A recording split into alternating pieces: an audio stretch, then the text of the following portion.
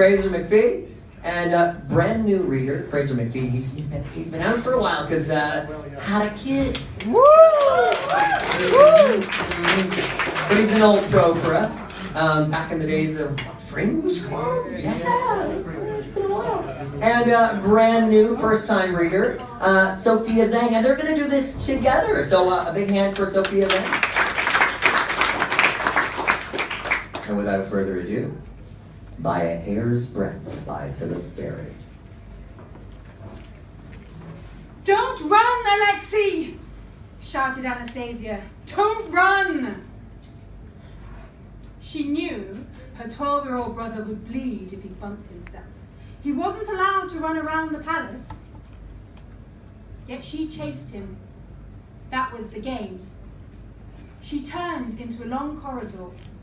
The low winter sun glared through a bank of high windows. She held up a hand. The light faded. And the temperature fell unaccountably. Alexei's playful shriek bounced off the walls. Bet you can't find me! Playful for a 12-year-old. But all was dark. The sun had failed. Anastasia stood still, confused.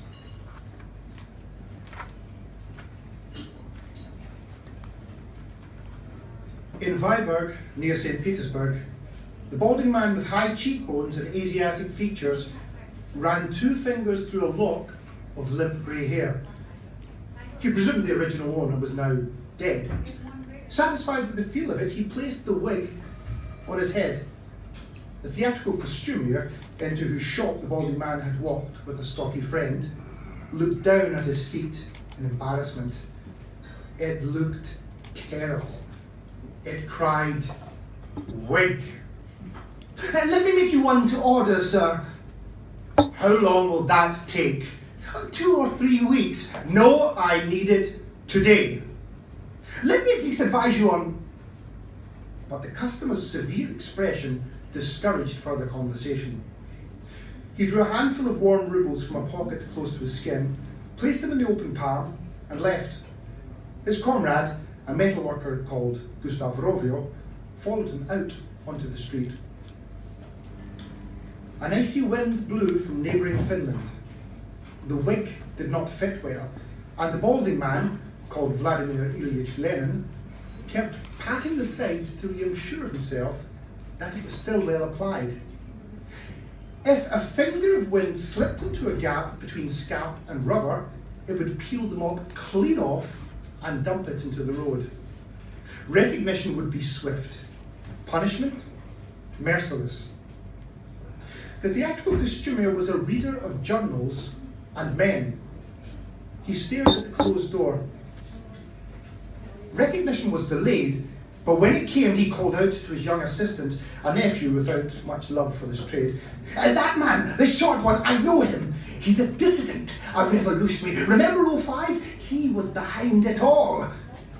"Inform on him then, uncle." "No, he will have melted into the streets by now." "How can you be so sure? I'll follow him." "Save your effort." "What is he?" "A Marxist, communist. When I took his money, I saw it all.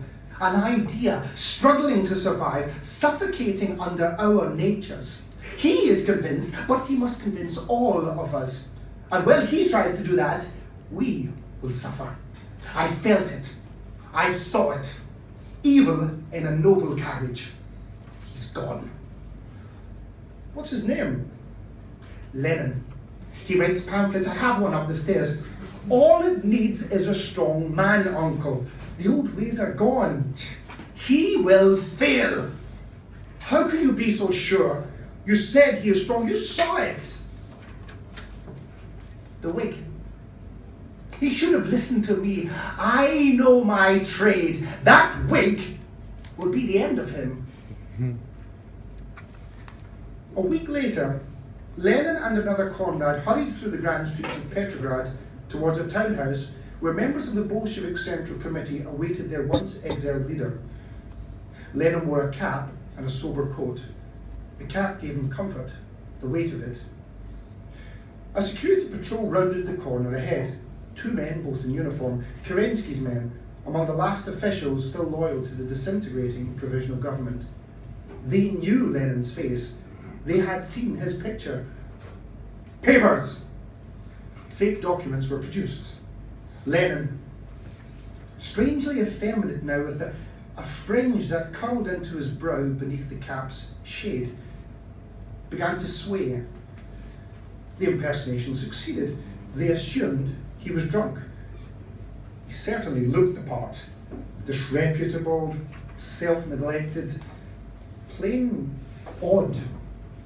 Although the disguise was meant to have him pass as a Lutheran pastor, the irony, this man, this militant atheist. Proceed. They hurried on, but were careful not to give an impression of haste. A brownie door opened. They were led up a flight of stairs and into a room where a samovar steamed. 12 men, a handful of dedicated women. Stalin was there, brooding, stolid, cautious eyes tinged yellow, an as yet unremarkable presence among more glittering intellects. Now is the time, said Lenin. We must act. He patted the side of his head again, and several comrades looked away for fear of showing their mirth. For all their skill in conducting secret revolutionary lives, they failed to deal with the juxtaposition, this comedy get-up, a hopeless charade. Yusuf Zagashvili, who had been using the alias Stalin for several years, buried his reaction. His eyes, truly yellow, feline was the word historians might use, did not even narrow. Yet he saw weakness and realized that the intellectual leader whose shadow they had all been content to lurk and maneuver was doomed.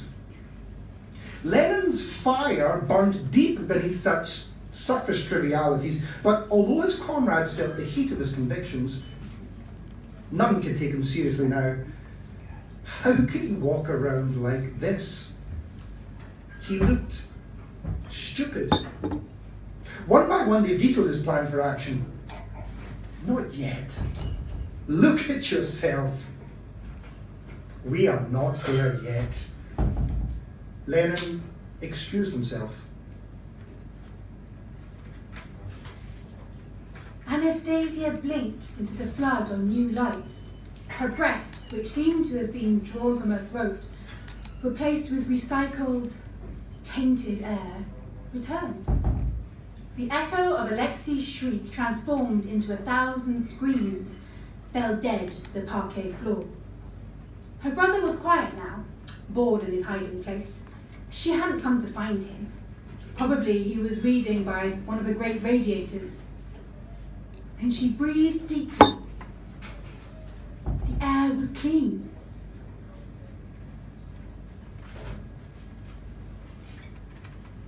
In a private corner of the house, Lenin swiped off the wig, crushed it in a bony hand, and cried. That costumier, the mirth, the scorn in his eyes, he knew.